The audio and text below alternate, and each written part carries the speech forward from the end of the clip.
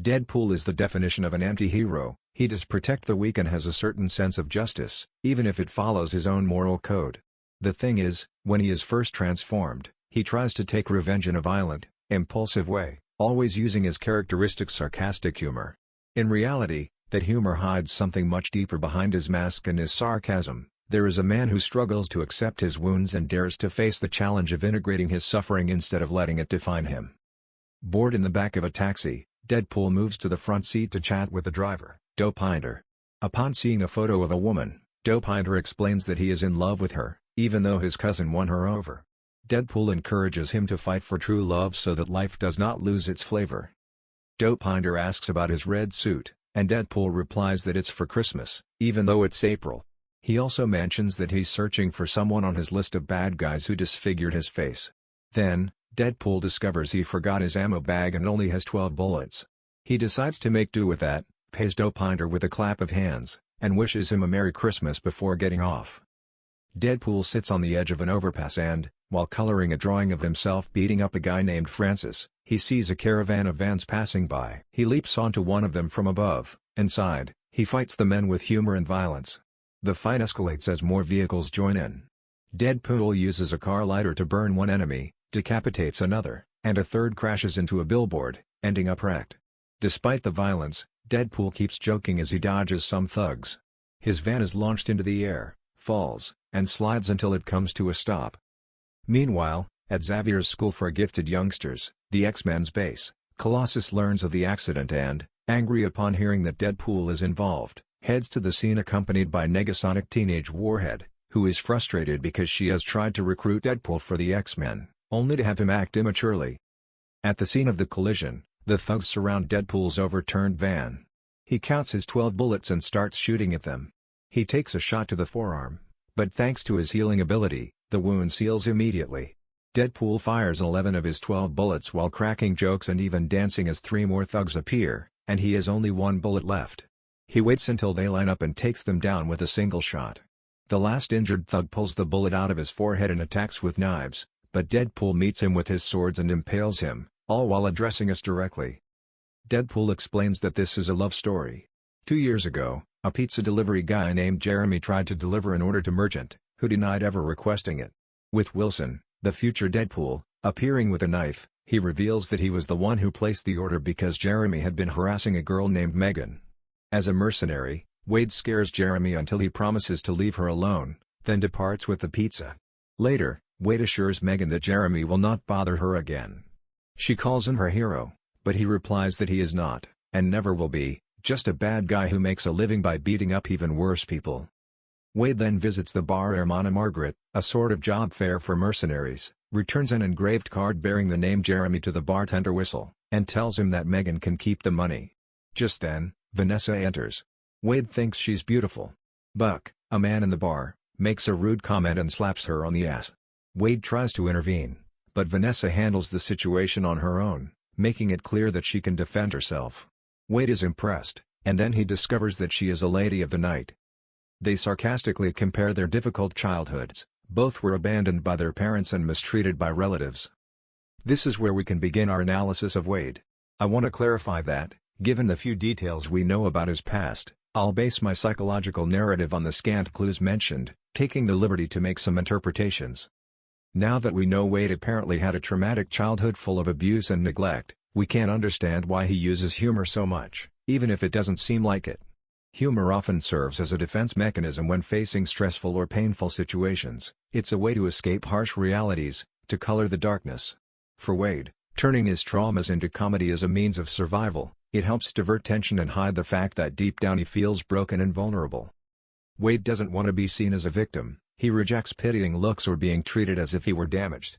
So, he turns everything into a joke, a sarcastic remark he can control. But that doesn't mean he doesn't care. In fact, he cares far more than he lets on.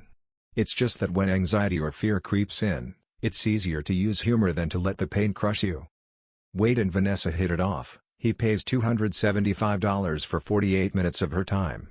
They spend those minutes in an arcade playing skee-ball, during which Wade strives to get to know her beyond superficial appearances. He wins many tickets and exchanges some for a Voltron ring, while Vanessa picks a pencil eraser. When their time is up, Vanessa remarks that her Voltron ring is worth 3 minutes. Eventually, they become intimate, and over time, Wade confesses his love to her and even proposes marriage at Christmas with a candy ring, and she accepts. Wade is euphoric, but suddenly he faints, and at the hospital they discover he has advanced cancer. While Vanessa discusses plans with the doctor, Wade watches her, memorizing her face in that moment. After impaling a thug, Deadpool identifies Francis and takes brutal revenge, impaling him with a sword and removing his mask to reveal himself. Francis laughs upon recognizing him. Deadpool tells him it's time to make amends for what he did to his face, but Francis replies that he should be thanking him, after all, now he's immortal. At that moment, Colossus intervenes and hurls Deadpool into the air. In the past, Wade and Vanessa argued because he wants her to leave him before the cancer progresses, so she doesn't have to suffer. Wade wishes for her to remember him as he is now, however, Vanessa refuses, insisting they face the situation together, even joking that his life is more screwed up than hers. He tells her he loves her. Later, Wade goes to the bar and tells Wiesel about the clinics Vanessa has been contacting, even though he thinks it's a silly idea. Wiesel shows a photo of Wade and Vanessa and decides to hang it behind the bar to remind everyone how Wade used to be when he was alive, which makes Wade laugh. Wiesel also hands him a black card with a phone number, mentioning that a mysterious man has come looking for him.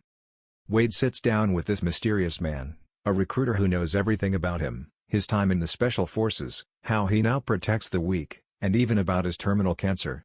The man offers him a cure for cancer along with extraordinary abilities that would turn him into a superhero. Wade replies that he already tried being a superhero and it went very badly, yet, he remains pensive that night.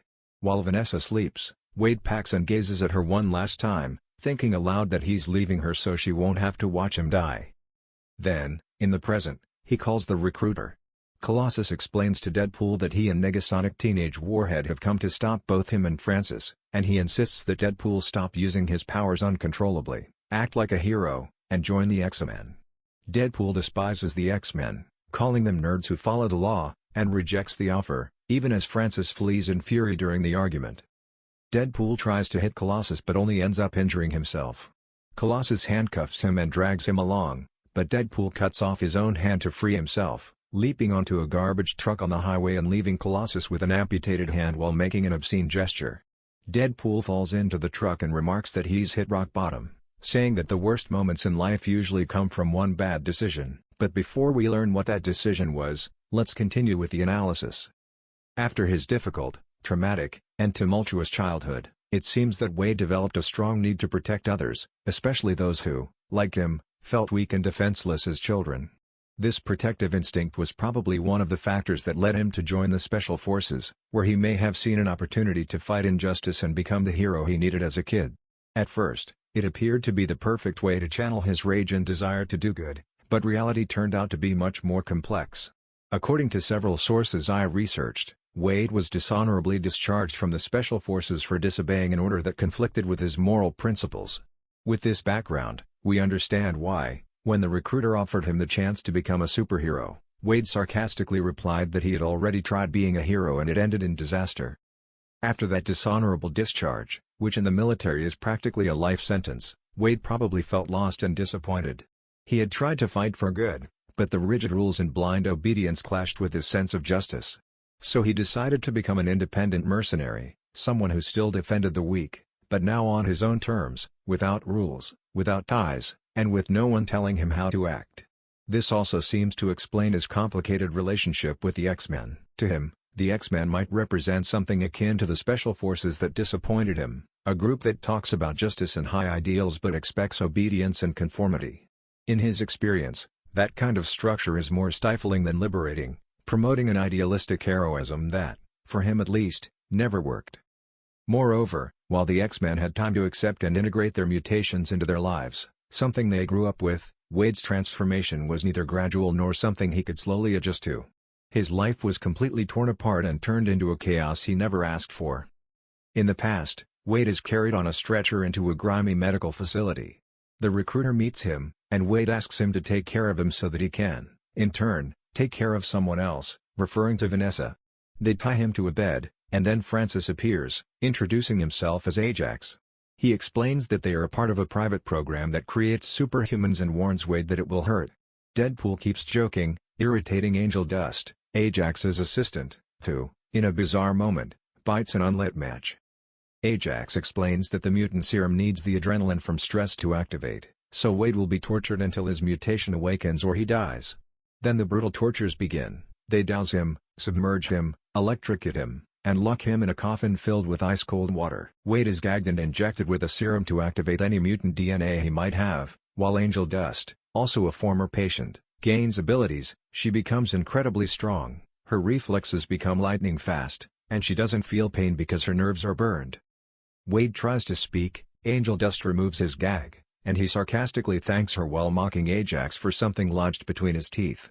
Ajax challenges him to maintain his humor, insisting that no one keeps their sense of humor in this place. Wade replies that they'll see. Later, still tied to his bed, Wade chats with another patient, Cunningham, about things they'd like to do, like skydiving without clothes with the Sacramento women's basketball team. Cunningham, however, also dreams of doing something more meaningful, like making banana pancakes for his kids, while Wade, for his part, longs to see Vanessa. Ajax arrives and intimidates Cunningham. Wade intervenes by mocking Ajax and calling him by his real name, Francis, which only enrages Ajax. He orders Wade to shut up, but Wade retorts that the torture no longer affects him because it can't get any worse, Ajax. Then Ajax ties Wade in front of a large oxygen tank and explains that they are going to lower the oxygen, leaving him almost breathless. Wade continues talking until Ajax tells him that they aren't turning him into a superhero but rather into a slave soldier to sell to the highest bidder. Ajax locks him in the tank and leaves. Wade begins to suffocate and writhe as his skin fills with bubbles, from head to toe. He appears deformed in the reflection and screams in horror. Ajax and Angel Dust return to check on him. The good news is that his mutated cells can eliminate cancer as quickly as it appears. The bad news is that Ajax doesn't plan to cure the terrible after effects that leave Wade looking like raw meat. Although he could, Wade steals a match from Angel Dust, and as she leaves, he lights it, causing an explosion. Wade escapes and confronts Ajax. They fight amid flames, Ajax with a fire extinguisher and Wade with an oxygen tank. Ajax gains the upper hand, knocks Wade down, and impales him with a metal bar. Wade frees himself, explaining that he cured his cancer and everything else. Yet, the only thing that really matters to him is Vanessa. Wearing a hoodie, Wade follows Vanessa down the street as people stare and murmur, too intimidated to speak to him. They only watch as she enters her building. Later at the bar, Wade tells Whistle that he can't allow Vanessa to see him with his disfigured face. He reveals that his plan is to find Francis, force him to fix his face, and then eliminate him. He decides he needs a new name and a mask. He picks Deadpool from a board of deadly wagers in the bar, and donning a balaclava and glasses, he starts beating up criminals in his search for Francis. An elderly blind woman at the laundromat suggests he wear red clothes to help hide the blood. Here we pause. Wade's entire life changed when he met Vanessa, who not only understood his sarcastic, twisted humor but accepted him exactly as he was, without expectations or conditions. For the first time, Wade felt he could be happy, but just when he began to dream of a future together, life hit him again with a cancer diagnosis. Wade insisted he wanted to distance himself from Vanessa to protect her from watching him deteriorate. But perhaps there is something deeper. As I mentioned before, Wade has an enormous fear of being vulnerable. He's spent his whole life protecting himself and avoiding pain, yet cancer isn't something you can hide with a joke or overcome with sarcasm. Letting Vanessa see him like that would expose the most fragile parts of his being, something he doesn't know how to handle. Even after Vanessa assured him she'd stand by his side no matter what, Wade couldn't let himself be seen in that state. For someone with his traumatic past, opening up like that is extremely difficult. Desperate, he decided to distance himself and undergo experimental treatment, but it didn't go as he expected. It gave him what he wanted, it cured his cancer and granted him an incredible regenerative power, but it also subjected him to unimaginable torture, leaving his skin covered in grotesque scars that completely disfigured his body. These scars can be seen as the symbolic emergence of his trauma, the exposure of all the emotional damage he'd accumulated over the years, now activated and laid bare. It's as if the experiment brought to the surface the inner pain that Wade had always felt and now can never escape. Wade's scars expose him emotionally, and he, who has spent his life building walls to protect himself, cannot bear the idea of anyone, especially Vanessa, seeing him like that. That is why he decided to hide behind a mask. Although he follows Vanessa from afar, he never dares to reveal himself, because being seen would mean showing vulnerability, and he believes she could never accept him that way. Unfortunately, trauma can make people feel unworthy of love.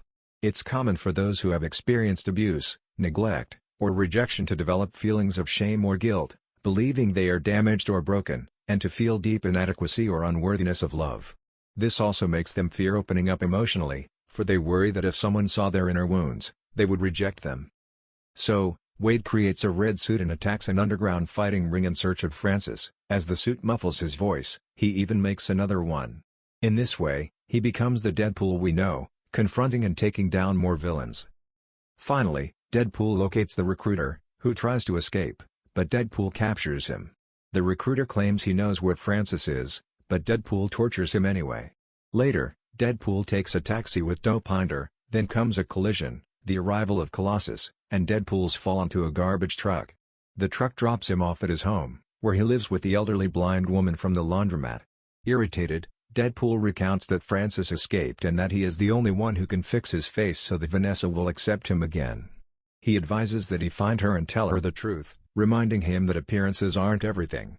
Deadpool jokes that love isn't blind, but then Ajax tells Angel Dust that he already knows who the man in the red suit is and plans to eliminate him completely. At the bar, while they search for Wade, Whistle pretends not to know him, but Angel Dust sees Wade's photo. Upon learning about Vanessa, they already have what they need to bring him in. Whistle then calls Wade to warn him of the danger.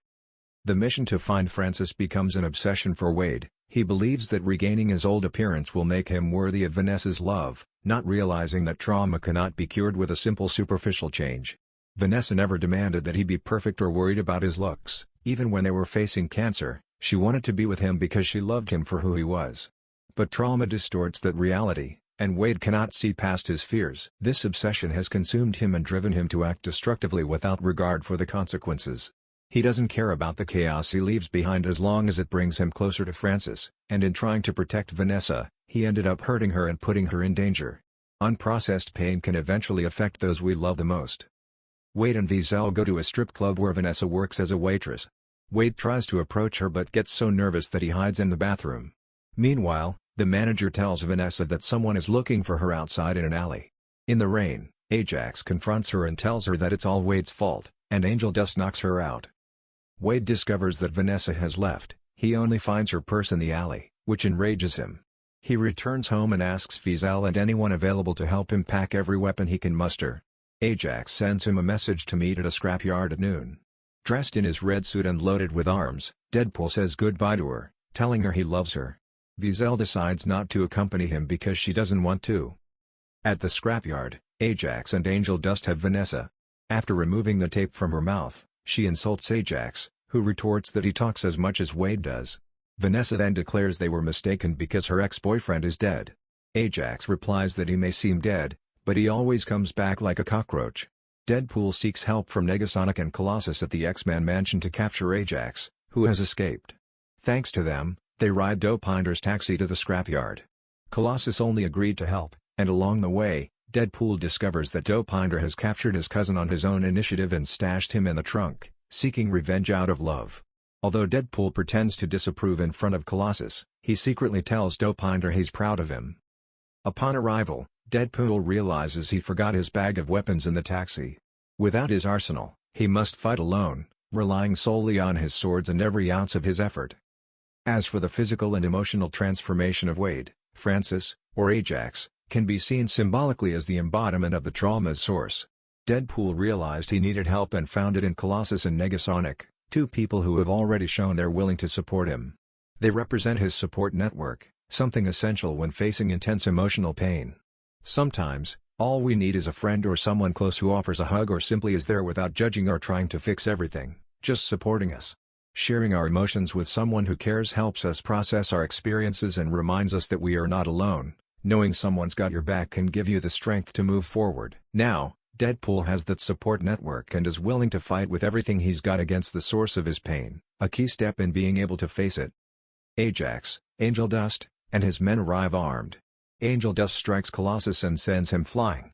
Negasonic transforms into a ball of energy and charges at them, while Angel Dust's henchmen open fire, and Deadpool takes cover. Colossus and Angel Dust continue their fight as Deadpool bursts forth, using his acrobatics, swords, and knives to cut his way through. Literally, Negasonic attacks the thugs with explosions of energy. Ajax then takes Vanessa to the top of a ship to gloat, and at that moment Negasonic propels Deadpool with a massive explosion toward the deck. Deadpool confronts Ajax, who now has Vanessa trapped in a tank similar to the one that disfigured Wade. Ajax threatens to dismember Deadpool so he can't regenerate, and they begin to fight. Deadpool throws a sword into the tank, allowing Vanessa to breathe and escape. Ajax stabs Deadpool in the head. Vanessa seizes the sword from the tank and plunges it into Ajax. The three of them fall to the ground. With the knife still in his head, Deadpool looks at Vanessa and hallucinates images of happy, cartoonish animals. He forms a heart with his hands, and she calls him an idiot. Ajax rises and hurls Vanessa across the deck. Colossus continues fighting with Angel Dust, who strangles him with a rope. Negasonic intervenes with an attack that sends Angel Dust crashing against the ship, causing it to tilt and drag Deadpool, Vanessa, and Ajax dangerously close to the edge. Deadpool manages to get Vanessa to safety, while Colossus secures Negasonic and Angel Dust, but Ajax attacks again.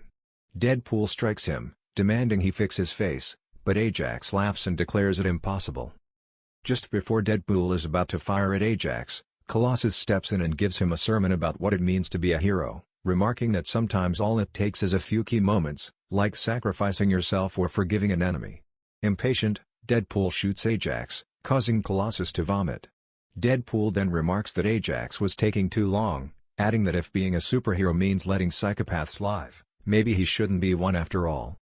By choosing to eliminate Francis, Wade chose to abandon the longing to be as he was before. He is leaving behind the fantasy of recovering his life prior to the trauma, that hope of returning to a version of himself that no longer exists. It's as if Wade has accepted that he cannot undo the damage, that he can't escape what happened, but he can move on by integrating that trauma into his identity. Later, Deadpool meets Vanessa, who slaps him, demanding explanations. He apologizes for disappearing for so long, admitting that those years were difficult. Difficult, she retorts indignantly. Then Deadpool fabricates a story that he now lives in a house with people addicted to substances, like one big family. So you live in a house? She replies, and they reconcile. Vanessa removes Deadpool's mask, and although she is initially surprised, she soon assures him that she will get used to it. They're about to get romantic when Colossus interrupts, telling them to calm down because there's a teenager present. Deadpool tells Colossus and Negasonic to go do hero stuff, and they leave, allowing Deadpool and Vanessa to share a kiss. Finally, Deadpool tells us that you don't need to be a superhero to win over the right girl will bring out the hero inside you. When Vanessa removed his mask and saw the scars Wade had been hiding, it was a moment full of symbolism. Vanessa had seen him in many ways before, but Wade had never shown himself completely vulnerable, without barriers or tricks. He was there, exposed just as he is, with all his wounds visible. Wade confronted his fear of not being accepted, and Vanessa looked at him, accepted him, and kissed him. Wade's mission ultimately turned out to be one of self-acceptance. It wasn't about looking like he did before, but about embracing who he is, with all his scars and his pain. His true journey was learning to reconcile with his wounds and live with both the physical and emotional marks. Deadpool is now stronger both physically and emotionally, seemingly indestructible, but his strength did not come from his trauma. He made it this far despite everything he's suffered, not because of it. As Freud once said, if pain gave lessons, the world would be full of sages. Pain in itself does not teach, it can break you, or it can be something from which you regenerate, learn to understand, and eventually live with instead of letting it define or destroy you. And that is why I believe Deadpool's story connects with so many people. It reminds us that our scars do not have to dictate who we are. Even when we feel broken or marked by suffering, there is always hope to rebuild, to move forward, and to find love and acceptance, starting with ourselves. Our scars bear witness to what we've overcome, but they are not sentences that define our destiny. Emotional wounds do not make us less worthy of love, they make us human, and what truly makes us heroes is the decision to face them. Thank you so much for watching this entire video. I truly appreciate all of your support, and if you haven't subscribed to my channel yet, please do so right now. You'd be helping me out a lot, and you'll never miss any of my videos. Until next time, see you in the next video.